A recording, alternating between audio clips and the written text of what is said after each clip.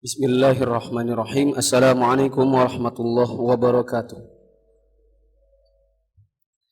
Alhamdulillahi rabbil alamin, hamdan yuwafi ni'amahu wa yukafi mazidah kama yuhibbu rabbuna wa yardah. Wa ashhadu an la ilaha illallah wahdahu la syarikalah wa ashhadu anna Muhammadan abduhu wa rasuluhu la nabiyya ba'dah. Hadirin jamaah salat zuhur yang Allah muliakan, pada kesempatan hari ini kita akan meloncati dulu bab jenazah. Dan kita akan masuk di dalam bab puasa. Karena insya Allah 1 bulan lebih sedikit kita akan masuk ke dalam bulan Ramadan. Dan persiapan ilmu itu sangat penting sebelum memasuki sebuah amal. Sebagaimana kata Al-Imam Al-Bukhari dalam kitab sahihnya, Babul ilmi, bab al-ilmu qabla al-qaul wal amal. Bab di mana seseorang hendaknya berilmu terlebih dahulu sebelum dia berkata dan berbuat. Maka pada kesempatan hari ini kita akan mulai membahas kitab puasa. Bab jenazahnya insya Allah kita akan lanjutkan kembali pada kesempatan yang lain. Halaman 385, kitab As-Siyam. Hukum As-Siyam atau puasa. Puasa Ramadan adalah salah satu rukun Islam dan salah satu fardu kewajiban di antara sekian banyak kewajiban lainnya. Allah Subhanahu wa taala berfirman, "Ya ayyuhalladzina amanu kutiba 'alaikumus shiyamu kama kutiba 'alal ladzina min qablikum la'allakum tattaqun." Hai orang-orang yang beriman, diwajibkan atas kamu berpuasa sebagaimana telah diwajibkan atas orang sebelum kamu, niscaya kamu bertakwa. Untuk yang punya buku, kata-kata agar itu diganti. Diganti menjadi niscaya kamu bertakwa.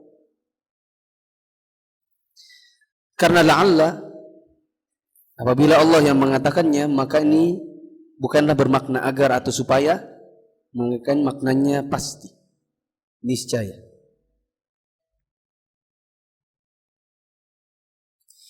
Sampai pada ayat syahrul Ramadan alladzi unzila fihi al-Qur'an hudan lin-nasi wa bayyinatin minal huda wal furqan faman syahida minkum syahra falyasum.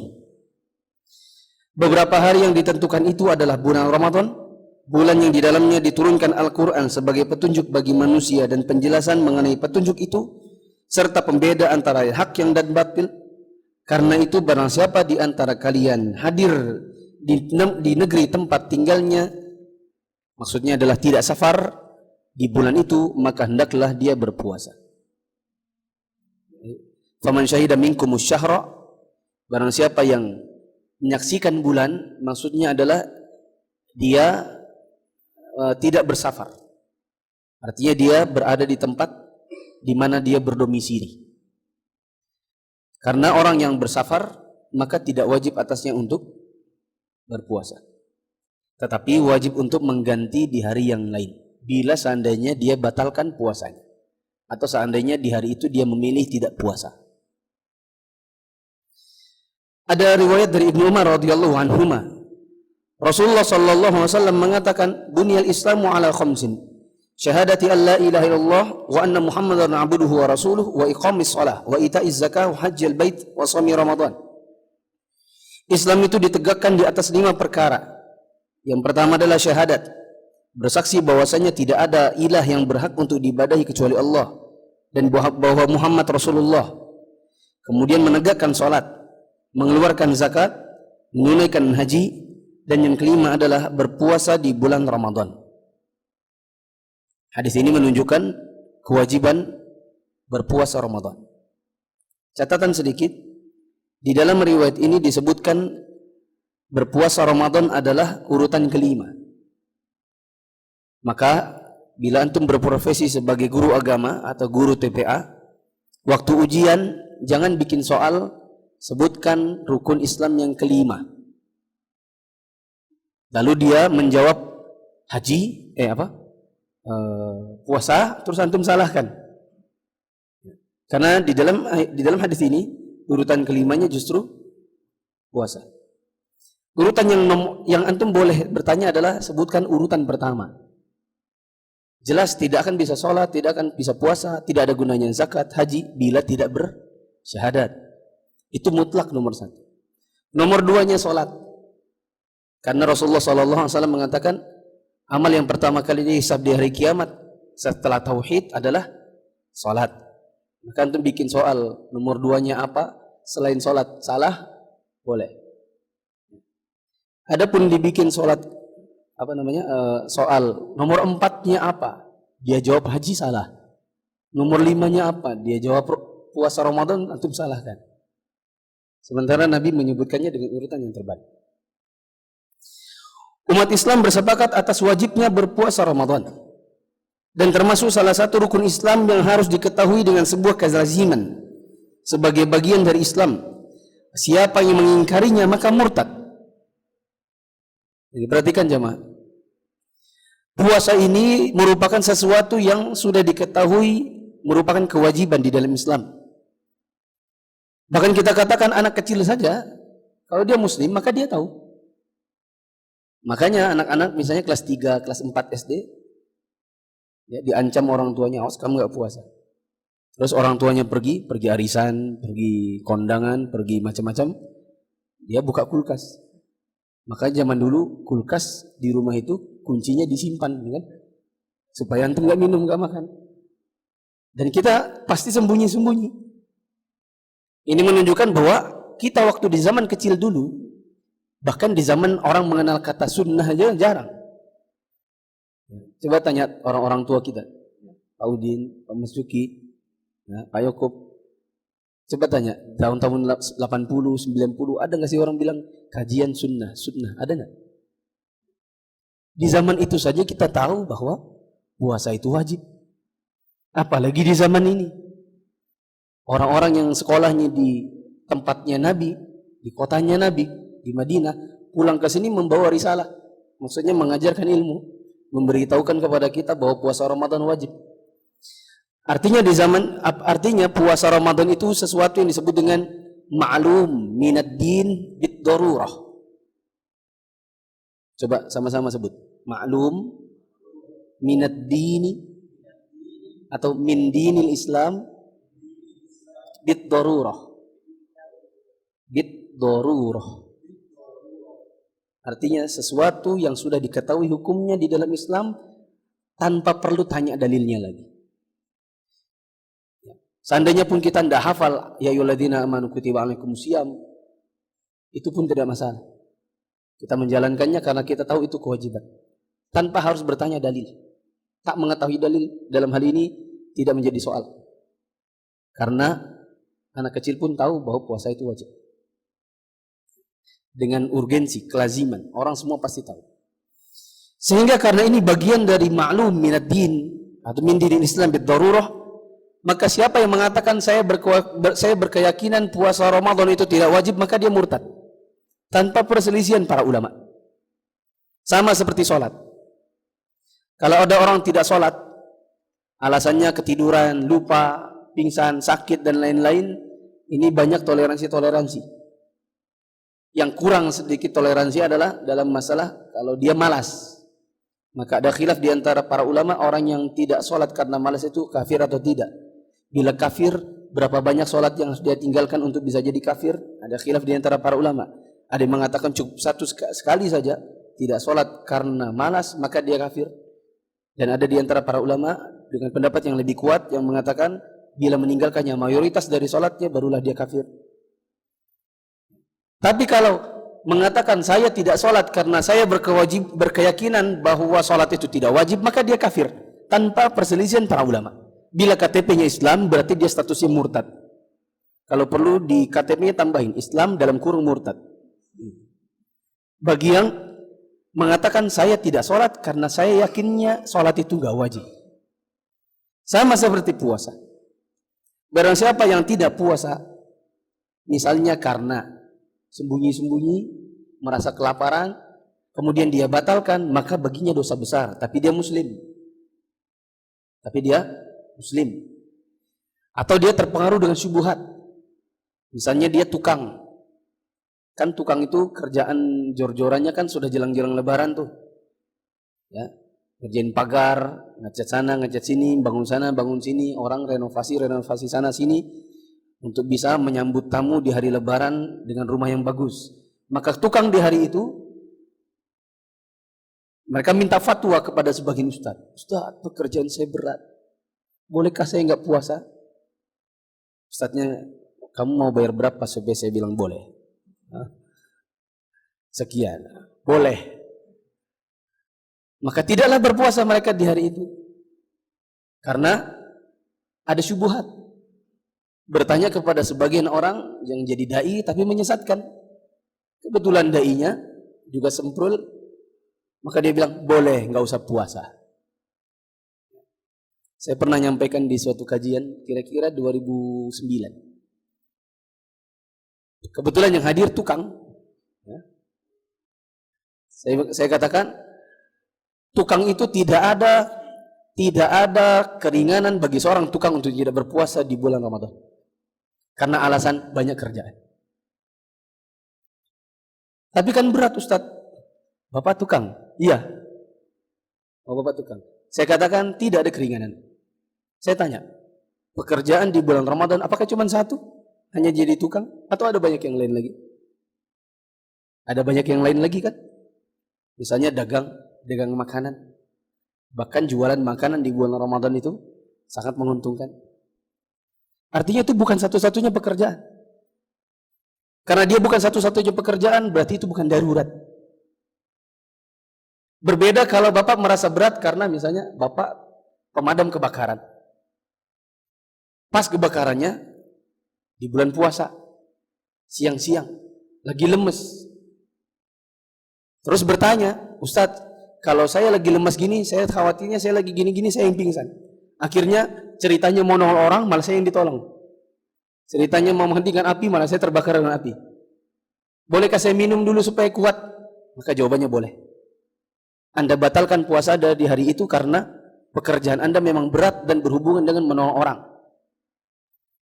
Anda sedang safar, naik kapal di bulan Ramadan karena mau mudik. Ternyata ada yang berteriak, tolong, tolong, ada yang jatuh. Ada yang jatuh ke bawah. Anda ABK-nya. Atau Anda punya kemampuan berenang yang Masya Allah. Kemudian, aduh saya lagi lemas ini. Saya bisa nolong asalkan saya minum dulu. Bolehkah saya batalkan? Boleh. Karena pekerjaan itu berat. Menolong orang nyemplung ke laut. Ya. Dan ada hubungannya dengan menolong nyawa orang. Kalau jadi tukang, Anda nolong apa sih? Nolong orang juga Ustaz. Iya. Tapi apanya orangnya mati kalau seandainya rumahnya nggak direnovasi? Jawabannya tidak. Maka orang yang seperti ini, tukang-tukang yang seperti ini, maka dia muslim tapi dia berdosa. Muslim tapi berdosa. Karena tidak puasa. Kenapa sih dia tidak puasa? Karena dapat syubhat. Kata seorang ustadz, saya boleh nggak puasa karena pekerjaan saya berat. Ada orang yang lain dia mengatakan saya nggak puasa karena menurut saya puasa Ramadan itu tidak wajib. Maka orang yang seperti ini statusnya murtad dalam Islam. Keutamaan puasa. Ada banyak dalil yang menjelaskan keutamaan puasa. Misalnya hadis Rasulullah sallallahu alaihi wasallam dari sahabat Abu Hurairah radhiyallahu anhu, Rasulullah sallallahu alaihi wasallam bersabda, "Man shoma Ramadhana imanan wa ihtisaban, ghufira lahu ma taqaddama min dhanbihi." Barang siapa yang berpuasa Ramadan karena keimanan dan mengharapkan pahala di sisi Allah, niscaya diampuni dosa-dosanya yang telah lalu. Maka keutamaan satu adalah pengampunan dosa.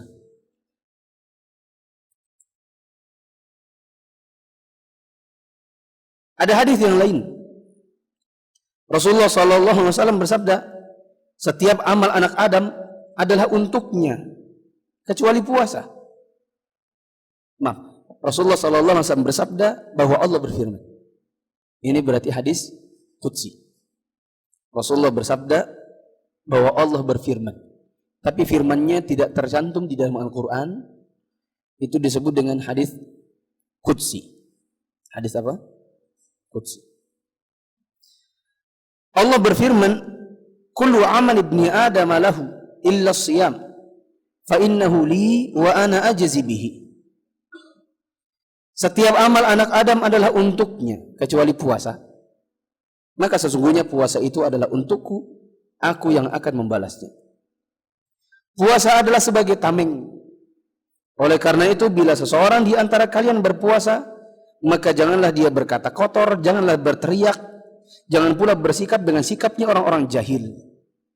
Jika dia dicela atau disakiti oleh orang lain, maka katakanlah, inni shaim, saya sedang berpuasa.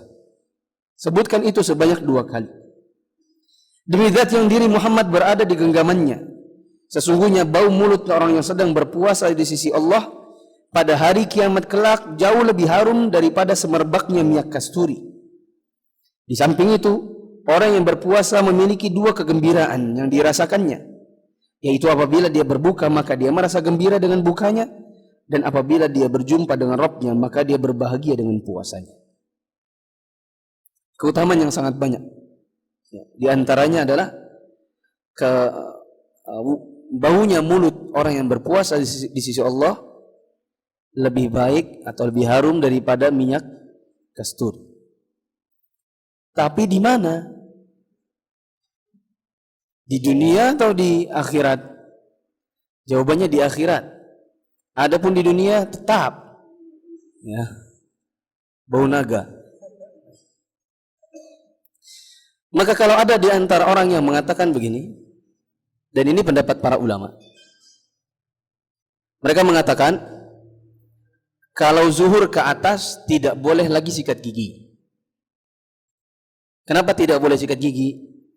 Karena bau mulutnya orang puasa itu puncak-puncaknya adalah zuhur ke atas. Kalau sikat gigi, hilanglah baunya. Bau apa ini? Kasturi. Maka kita jawab bahwa yang dimaksudkan dalam bau kasturi itu adalah nanti di hari kiamat, bukan di dunia. Adapun di dunia tetap baunya seperti yang antum tahu. Yang kedua, kalaupun disikat, maka itu tidak akan menghilangkan baunya, karena sesungguhnya bau mulut kita itu bukan bau rongga mulut, tapi bau lambung. Antum tanya aja sama dokter. Ini kalau kita puasa, ini baunya bau apa sih? Bau lambung yang naik karena isinya kosong.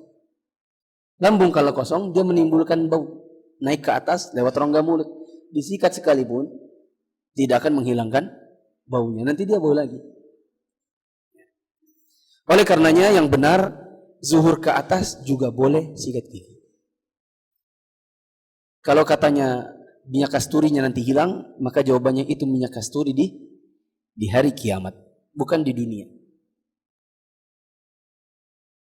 Jadi jangan antum bicara bau kasturi kan,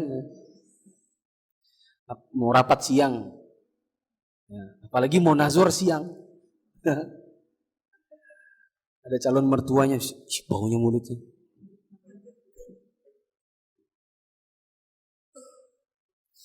Dari Sahal bin Sa'ad, Nabi SAW bersabda, Inna fil jannati baban yuqala lahu ar-rayyan yadkhulu minhu as-sha'imuna yawmal qiyamati la yadkhulu minhu ahadun ghairuhum.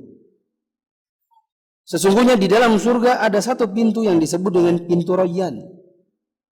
Pada hari kiamat masuk darinya orang-orang yang berpuasa, dan tidak seorang pun yang bisa masuk dari pintu itu kecuali orang-orang yang berpuasa. Tidak ada yang masuk ke pintu itu kecuali yang selain orang-orang yang berpuasa. Dikatakan kepada mereka, di mana orang-orang yang suka puasa? Mana yang puasa? Maka mereka yang berpuasa pun berdiri lalu masuk darinya. Setelah mereka semua masuk dari pintu tersebut, maka pintu itu ditutup, dikunci, sehingga tak seorang pun yang selain yang berpuasa yang bisa memasuki pintu tersebut. Di antara keutamaan puasa berarti yang ketiga adalah disediakan pintu khusus di mana? Di surga. Namanya Ar-Rayyan.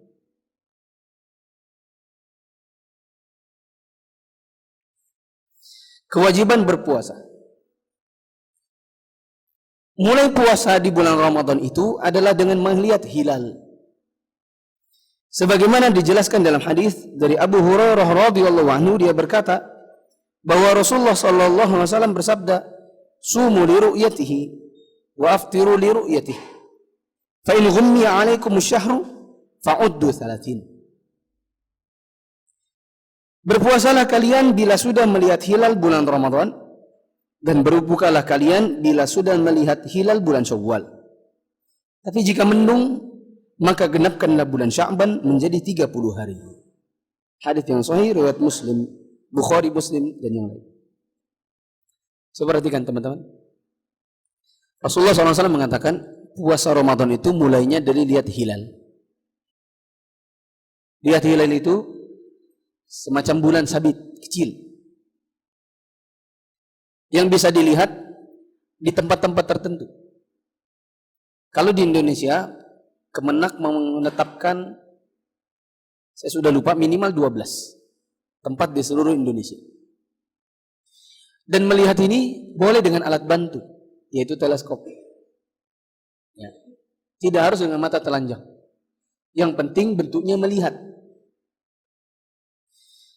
Lalu Rasulullah SAW mengatakan, kalau seandainya mendung, sehingga hilalnya tidak bisa kelihatan, maka bulan Sya'ban ketika itu digenapkan jadi 30.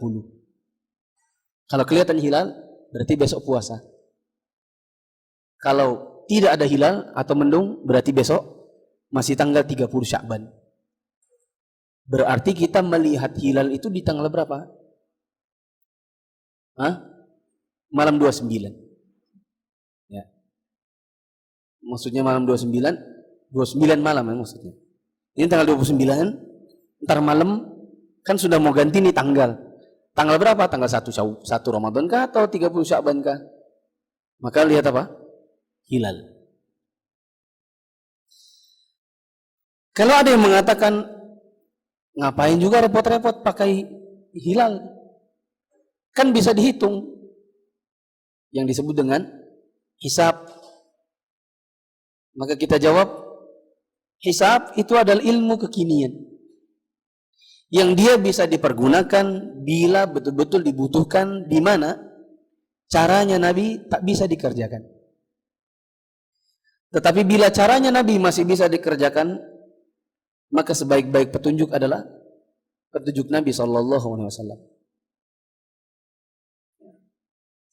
Saya dulu awal-awal pulang ke Balikpapan sering debat sama bapak. Bapak bilang besok kita lebaran. Saya bilang belum lebaran. Besok masih tanggal 30 Ramadan. Loh kenapa sih? Iya karena pemerintah menetapkan besok 30 Ramadan. Karena tidak terlihat hilal. Bapak bilang tapi Dewan Pusat sudah mengatakan, Ormas maksudnya, besok sudah tanggal 1 Syawal karena kalau dihitung pakai hisab berarti besoklah Idul Fitri. Maka saya katakan itu adalah ilmu baru. Dia baru bisa digunakan kalau Nabi tak memberi cara. Bila Nabi memberi cara, maka pakai caranya Nabi. Cara Nabi cuma 2. Ru'yah. Tidak kelihatan 30. Paham ini? Adapun membuat hisab, maka ini bisa dikerjakan kalau seandainya caranya Nabi tidak mungkin dikerjakan.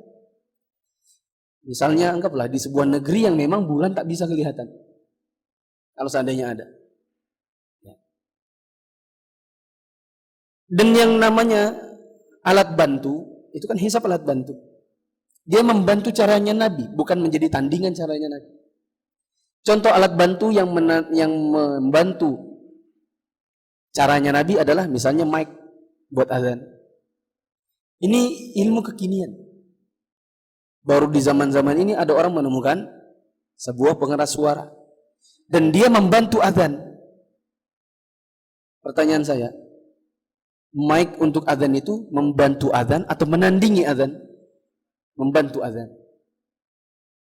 Pesawat buat umroh, buat haji. Dia menandingi, membuat cara baru, manasik, ataukah mendukung manasik? Mendukung manasik. Sehingga kita tidak perlu lagi menggunakan unta. Karena kalau pakai unta, insya Allah tak akan pernah ada haji dari Balikpapan. Sampai pelabuhan Semayang tenggelam semua. Contohnya yang lain adalah teropong buat ru'yah. Teropong ini kekinian. Gak ada di zaman Nabi pakai teropong.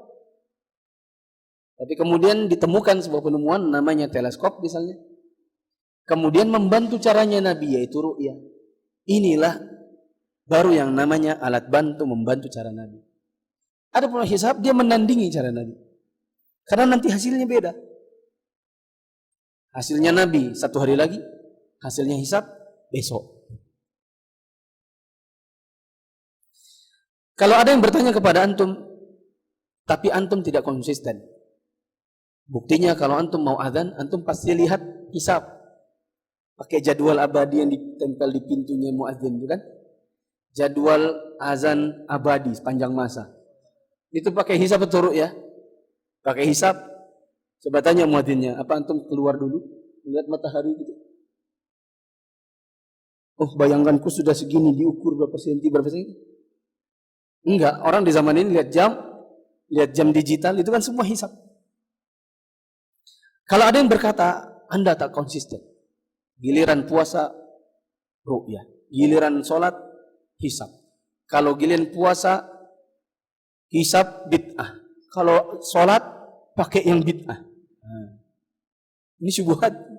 Ya. Orang kalau tidak berilmu, oh iya juga ya. Gitu. Maka jawabannya, hisab itu alat bantu. Sekali lagi, bila dia tidak menandingi caranya Nabi, maka dia boleh. Bila dia menandingi, maka tidak boleh. Harus pakai caranya Nabi. Pertanyaannya, Nabi memberitahukah caranya menentukan waktu sholat? Tak satu hadis pun yang mengatakan cara. Tapi hadis tentang waktu, iya. Waktunya adalah dari sekian sampai sekian. Waktunya zuhur adalah saat ini, berakhirnya saat ini. Waktu asar itu adalah saat ini, saat ini. Adapun penentuan caranya menentukan waktu itu, terserah. Nabi tidak memberikan cara. Ya. Selain itu, kalau menggunakan hisab di dalam puasa atau di dalam Idul Fitri, hitungannya selisihnya hari. Ya, pilihannya hanyalah hari ini atau hari besok. Sedangkan kalau pakai hisab, maka selisih dengan kalau kita menggunakan tongkat, seandainya ada orang yang mau merepotkan diri dengan menegakkan tongkat, lalu mengukur setiap panjang bayangannya supaya bisa mendapatkan waktu sholat, maka selisih paling hanya selisih menit. Makanya kalau antum melihat di aplikasi HP, kalau menggunakan metodologi misalnya Universitas Karachi, Pakistan, misalnya 12-16. Tapi kalau pakai Muslim League atau Rabithah Al-A'lam Al-Islami, maka 12-15. Kalau pakai Kemenak, Balikpapan Selatan, jadinya misalnya 12-14. Selisihnya 2 menit, semenit, 2 menit, semenit. Berbeda dengan kalau menggunakan ru'yah pada penentuan bulan, maka dia selisihnya hari. Sementara selisih hari itu berbahaya. Imma antum puasa di bulan tanggal 1 Syawal dan itu haram. Imma antum enggak puasa padahal harusnya masih puasa. Gitu kan? Pilihannya cuma itu. Ya tanda? Bilang iya. Harus iya. Kita berselisih nih. Hidayat pakai hisab. Saya pakai ru'yah. Yang benar di antara kita, maka melazimkan kengerian pada lawannya. Bila saya yang benar, maka Hidayat saat ini sedang berpuasa tapi di tanggal 1. Misalnya pakai hisab hari besok ya. Saya masih lusa. Maka konsekuensinya dia apa? Tak berpuasa dan kurang puasanya. Ya tanda. Sedangkan kalau dia yang benar, saya yang salah, berarti apa yang terjadi? Saya berpuasa pada tanggal 1 Syawal dan itu dosa. Ya atau tidak? Sedangkan kalau zuhur, si fulan azan 12.14, si fulan azan 12.16. Setelah itu dia masih sholat sunnah lagi, masih nungguin orang datangan lagi, setelah itu iqamat. Akhirnya mereka sholat semuanya tepat waktu. Ya atau tidak? Semuanya masih dalam konteks ranahnya sholat zuhur. Meskipun azannya berbeda karena yang satu pakai Kemenak, yang satu pakai Universitas Al-Azhar Kairo misalnya. Selisihnya hanya menit. Nah sekarang kalau di Indonesia, walhamdulillah, pemerintahnya menetapkan dengan ru'yah. menetapkannya dengan ru'yah. Dan ada kaidah yang mengatakan amrul qadi yarfa'ul khilaf. Bila seorang ulil amri atau seorang pemimpin menetapkan suatu masalah yang diperselisihkan masyarakat, maka itu menjadi solusi dari perselisihan itu. Dia menghilangkan perselisihan. Maka tinggal ditanya, pemerintah kita pakai apa? Alhamdulillahnya pakai hisab yang sesuai dengan pakai ru'yah yang sesuai dengan Nabi. Oleh karenanya, setiap yang menggunakan hisab, maka hendaklah mereka bertakwa kepada Allah dan mengikuti yang ditetapkan oleh pemerintahnya. Tersisa masalah pemerintahnya ini wajib ditaati atau tidak? Soalnya nggak bisa di Islam, gitu kan? Soalnya pekerja Cina di lumpurnya sini semua, gitu kan? Ada pula cara yang lain yang lebih menyesatkan lagi, yang selain nggak punya dalil, tak punya sisi ilmiah, yaitu menentukan dengan pasang surut air laut. Ini pertama nggak ada dalil, yang kedua dari sisi keilmihan pun tidak ada. Adapun ilmu astronomi untuk menghitung-hitung posisi bulan dan lain-lain, berapa derajat, dari sisi ilmiah masih bisa dipertimbangkan. Kalau pasang surut air laut dari mana? Dan ini yang dipakai oleh sebagian orang yang ada di Sulawesi, yang ciri-cirinya adalah rambut gondrong pirang-pirang. Orang-orang yang seperti ini bisa menyesatkan lagi. Karena kadang mereka berpuasa beberapa hari sebelum kaum muslimin berpuasa. Atau mereka sudah berbuka sebelum kaum muslimin berbuka. Kalau ru'yah dengan hisab, ini masih adik kakak gitu. Masih berkelahi tapi adik kakak. Apa itu? Imma puasa sama-sama, terus Syawalnya enggak sama-sama. Atau awal puasanya enggak sama, tapi lebarannya bareng. Gitu kan? Atau kadang-kadang ini sama, itu sama. Kalau dengan pasang surut elot, itu enggak sama, ini enggak sama. Semuanya enggak sama.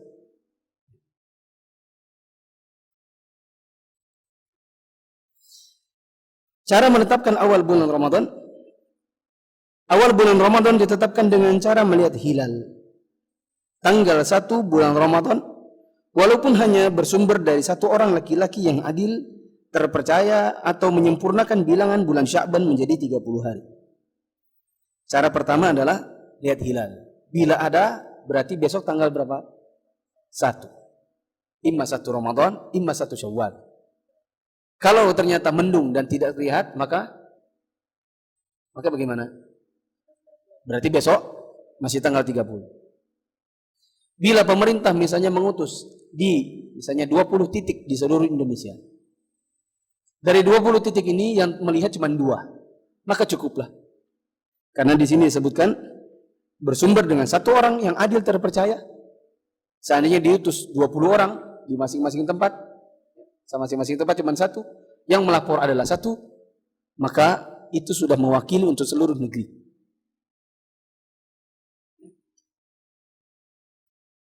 Bila tak ada satupun yang melihatnya, maka kemudian Kementerian Agama mereka akan mengadakan rapat yang dihadiri oleh ormas-ormas.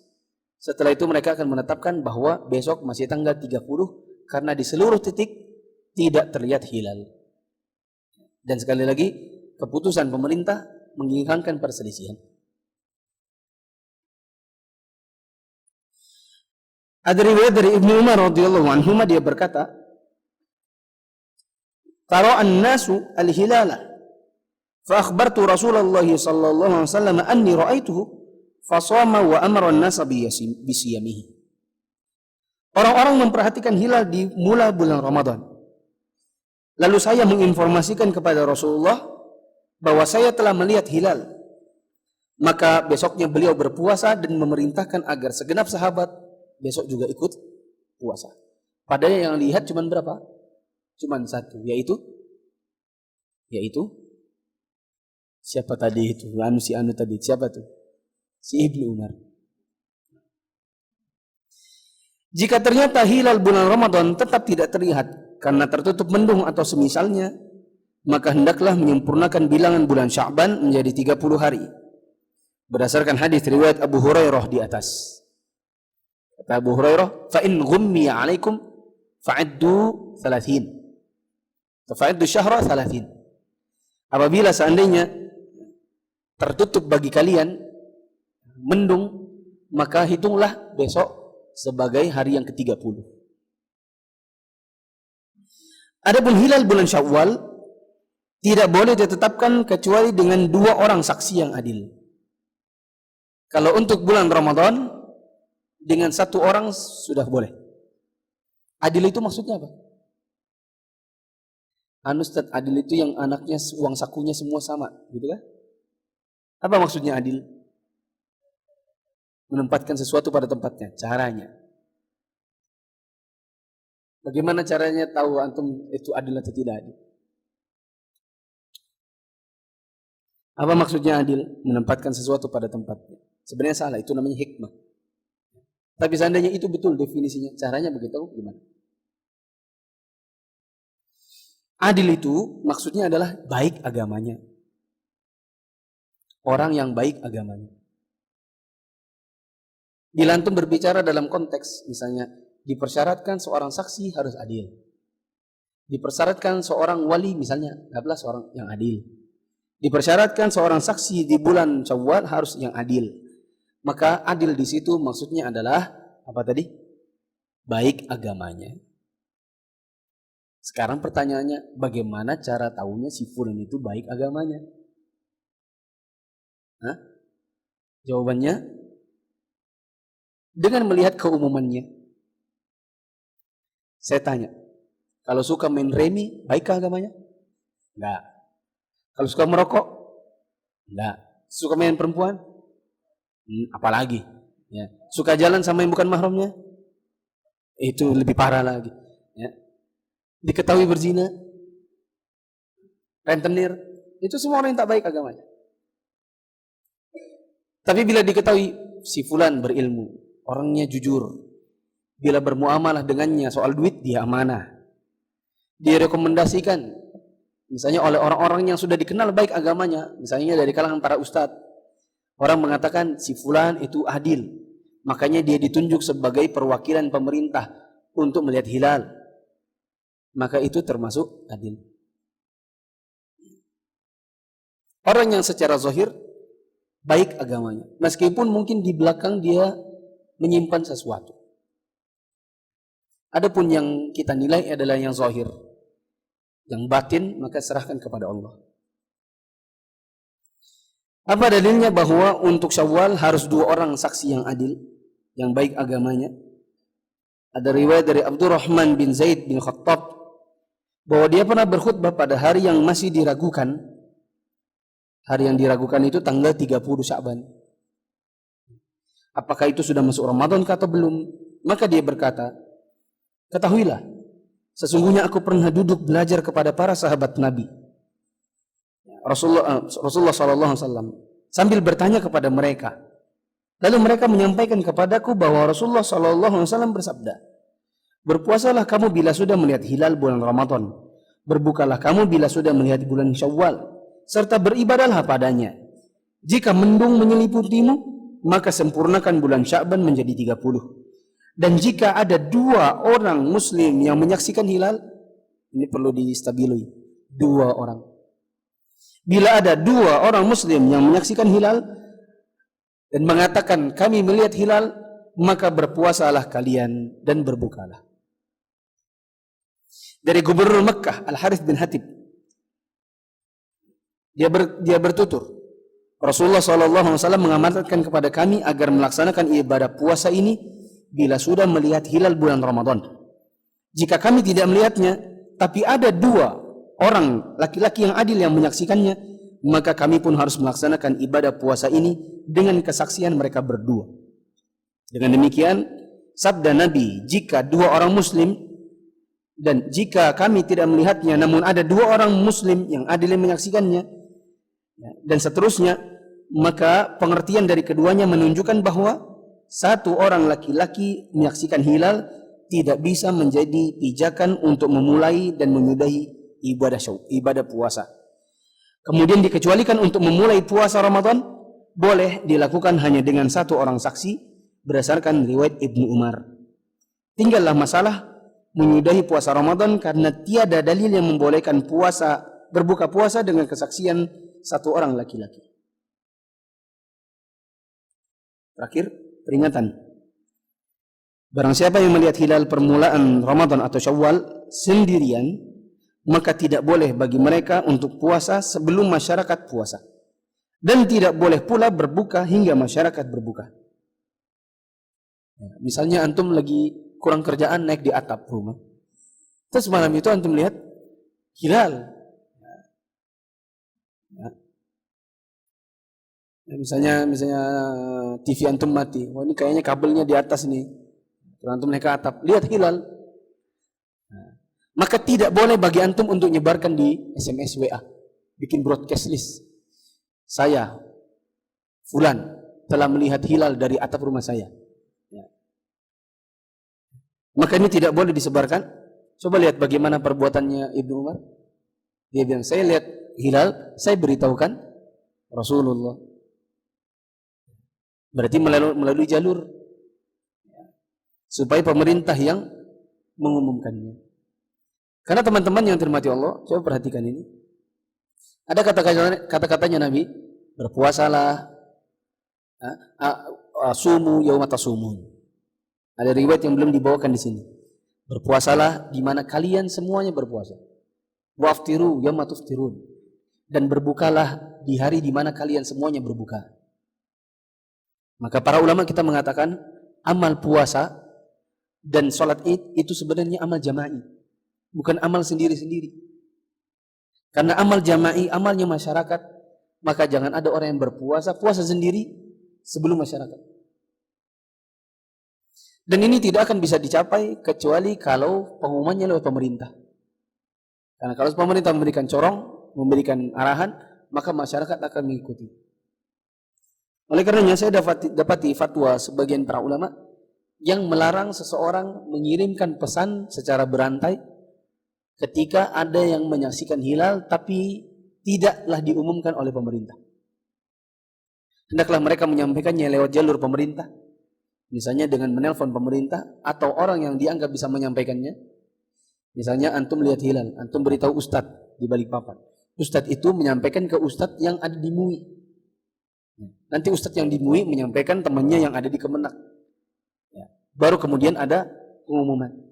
Bukan bikin grup WA semua antum klik, saya sudah lihat hilal. Nanti jadi kacau masyarakat. Dalilnya adalah hadis dari Abu Hurairah, Nabi SAW mengatakan, as-shaumu yauma tasumun. Oh, ini yang saya baca, yang barusan saya sebutkan. Saya bilang tadi ya, belum dibawakan. Sebelumnya ternyata setelah itu datang hadisnya. Ya. As-shaumu yauma tasumun, wal fitru yauma tuftirun, wal adha yauma tudahhun. Puasa adalah hari di mana kalian semuanya berpuasa. Idul Fitri adalah hari di mana kalian semuanya berbuka. Dan hari kurban adalah hari di mana kalian semuanya menyembelih binatang. Ini menunjukkan bahwa puasa itu amal jama'i. Mulainya bareng-bareng, selesainya bareng-bareng, dan ini tidak bisa dikerjakan kecuali dengan mengikuti petunjuknya Nabi SAW yang alhamdulillah pemerintah kita melewati jalur Kemenak, mereka mengikuti caranya Nabi, yaitu melihat hilal. Ada pertanyaan? Berapa menit kajian? Bila ada pertanyaan silakan. Di Facebook ada?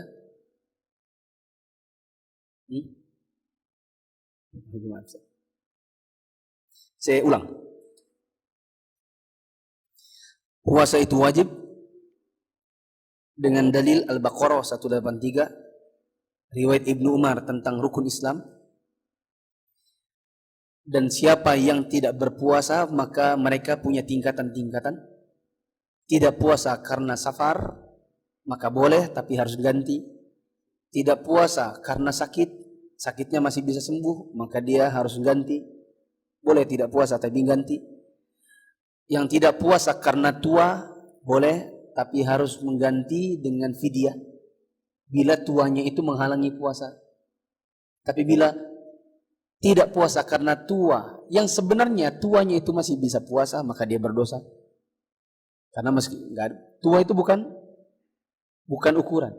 Tua yang tak sanggup puasa itu yang boleh nggak puasa. Tapi tua yang masih bisa puasa maka puasa.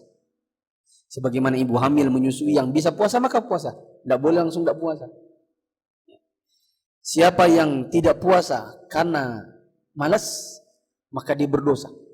Dan dia wajib mengganti yang sudah dia tinggalkan. Bila dia tidak puasa karena mengatakan puasa tak wajib, puasa Ramadan tak wajib, maka dia murtad dari Islam.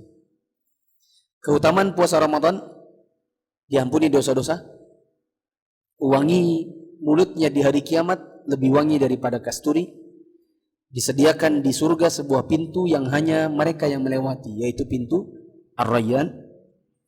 Berpuasa itu dengan melihat hilal, mengakhirinya juga dengan melihat hilal. Tidak boleh dengan menggunakan cara yang lain seperti hisab. Bila seandainya hilal tidak terlihat, maka genapkan menjadi 30.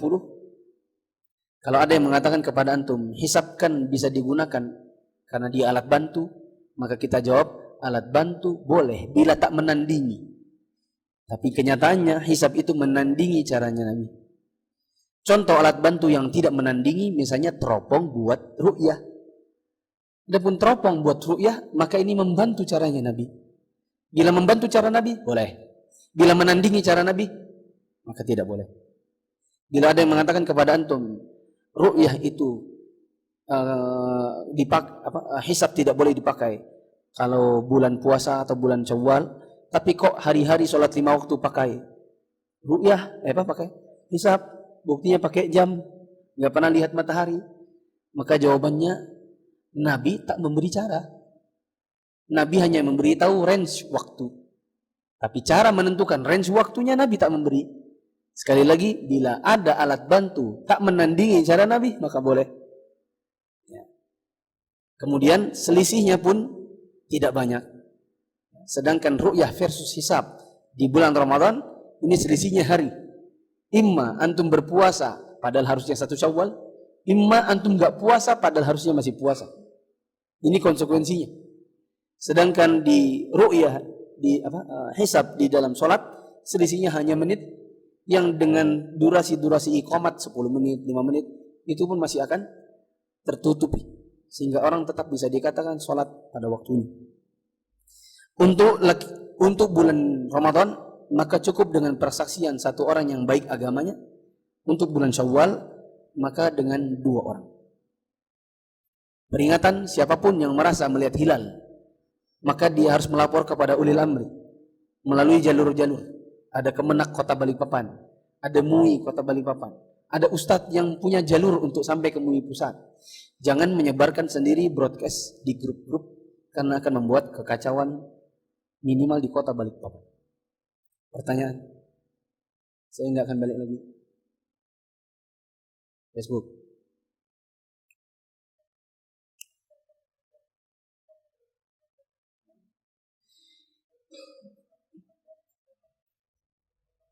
Jika masih ada hutang puasa Ramadan, ini sekarang tanggal berapa? 20 sekian Rajab. Masih ada kurang lebih 1 bulan lebih 8 hari lah untuk mencapai bulan Ramadan. Masih ada utangnya. Bolehkah saya puasa sunnah? Jawabannya boleh bila dalam range waktu 1 bulan 8 hari ini hutang puasa antum bisa tertutupi. Misalnya Senin antum puasanya cuma puasa Senin, puasa sunnah.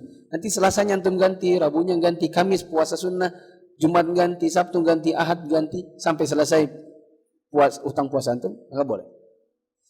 Tapi bila seandainya 1 bulan lebih 8 hari kan masih panjang. Anggaplah pertanyaan itu muncul sisa seminggu. Hutangnya masih 10 hari. 7 lah, 7. 1 minggu lagi bulan Ramadan. Hutangnya masih 7 hari. Dia mau puasa Senin Kamis. Bolehkah? Jawabannya nggak boleh. Karena tidak boleh seseorang mendahulukan yang sunnah dan mengalahkannya wajib. Sementara membayar hutang puasa Ramadan hukumnya wajib. Saya ganti pertanyaannya. Kan tadi pertanyaannya gitu ya, sudah selesai. Bila range waktunya masih panjang, silakan puasa sunnah, yang penting sampai Ramadan utangnya sudah terbayar.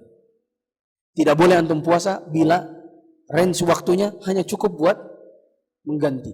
Harus dahulukan ganti ketimbang puasa sunnah. Saya ganti pertanyaannya. Ustadz, bagaimana kalau seandainya besok 1 Ramadan, ternyata saya masih punya hutang 4 hari, saya belum ganti. Maka jawabannya ada 2 keadaan. Bila 4 hari ini belum terganti karena faktor kemalasan, antum tunda sampai datang Ramadan 4 hari masih ngutang, maka setelah Ramadan yang tahun ini antum punya kewajiban 2. Yang pertama adalah puasa 4 hari, yang kedua adalah fidyah 4 orang. 4 porsi fidyah. Paham ini? Tapi bila memang tak sanggup, sudah dicoba mengganti tapi sakit, pas sembuh mengganti sakit, terus panjang tahun sakit sembuh puasa begitu terus keadaan dirinya, sampai datang Ramadan ternyata masih ada utang 4 hari karena memang faktor sakit, maka setelah Ramadan ini cuma punya 4 hari utang, tapi nggak gugur. Jangan bilang gini, alhamdulillah datang Ramadan hilang sudah hutangnya, ya. Enggak, setelah Ramadannya itu masih punya hutang terus sampai hari kiamat. Pertanyaan antum? Sudah. Antum mau tanya tadi? Sudah terjawab. Ustaz. Ini pasti Bugis.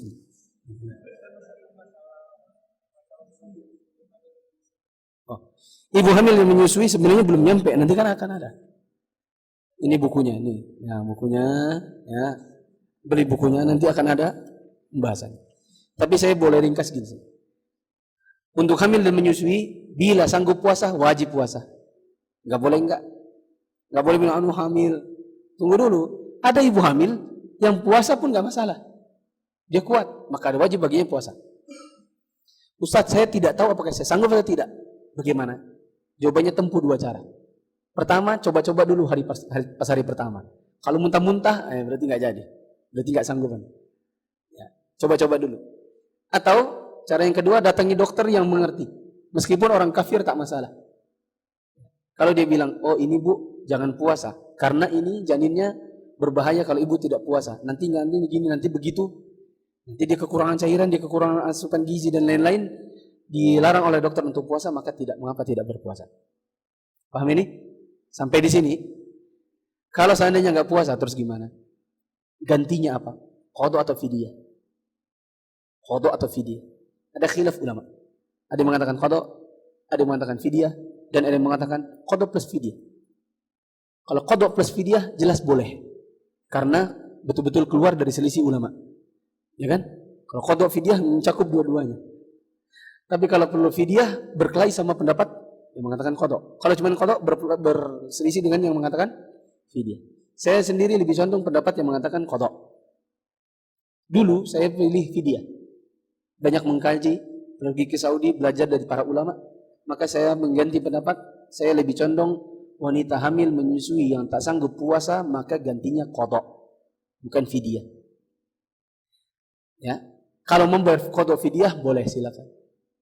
Kalau seandainya hamil brojol nyusu, hamil brojol gitu, hamil brojol nyusu, lagi nyusu, hamil lagi, habis itu brojol lagi, nyusu lagi, sampai tahun depan mau Ramadan masih gitu lagi.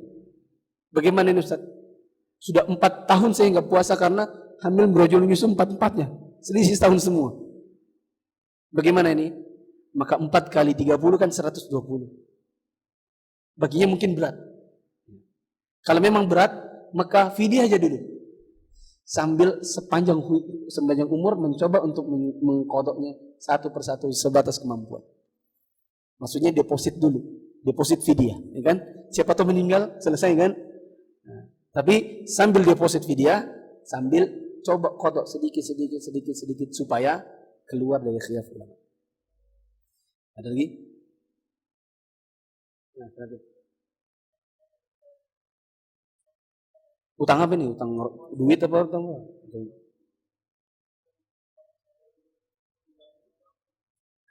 Bolehkah kita tidak puasa Ramadan karena uzur? Misalnya karena sakitkah atau karena safarkah Antum pas 6 hari, gitu ya. Misalnya, sakit 6 hari di opname. Terus kan ada sunnah puasa Syawal 6 hari. Bolehkah digabung? Gitu kan? Tak bikin 6 hari niatnya Syawal sekaligus niatnya buat bayar utang. Jawabannya enggak boleh. Kenapa tidak boleh? Karena puasa bayar utang itu hukumnya wajib. Penggabungan dua buah ibadah itu boleh bila sunnah dengan sunnah. Seperti tahiyatul masjid dengan qobliyah subuh. Waktunya enggak cukup, maka digabung. Boleh karena sunnah sama sunnah. Tapi kalau ada wajib maka di situ tidak boleh. Sebagaimana wanita yang haid 6 hari di bulan Ramadan, pas dia mengganti tidak bisa dia niatkan hitung ganti plus Syawal. Makanya yang ada pembahasan para ulama mana dahulukan, Syawal atau bayar haid. Itu yang ada pembahasan para ulama. Amin. Kenapa? Subhanakallahumma wa bihamdika asyhadu an la ilaha illa anta astaghfiruka wa atubu ilaik. Wassalamualaikum warahmatullahi wabarakatuh.